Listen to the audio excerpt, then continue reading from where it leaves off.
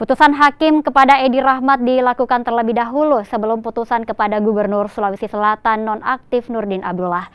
Dalam putusan hakim, Edi Rahmat terbukti telah melanggar Undang-Undang Pemberantasan Tindak Pidana Korupsi dan telah menerima gratifikasi proyek pembangunan infrastruktur di Sulawesi Selatan yang menyeret nama Gubernur Sulawesi Selatan nonaktif Nurdin Abdullah. Terkait vonis 4 tahun penjara, penasehat Edi Rahmat menilai hakim tidak mengakomodir satupun pledoi dari terdakwa dan berdasarkan fakta persidangan, penasehat hukum Edi menilai terdakwa sebenarnya dapat divonis bebas.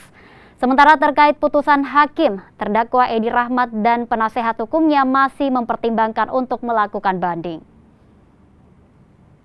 Disatukan itu bertentangan dengan pledoi kami sebagai penasihat hukum yang sudah menjelaskan fakta-faktanya dan terkait pernyataan saksi, kemudian fakta yang sebenarnya di lapangan. Nah, itu jelas 100% malah bertentangan dengan pledoi kami.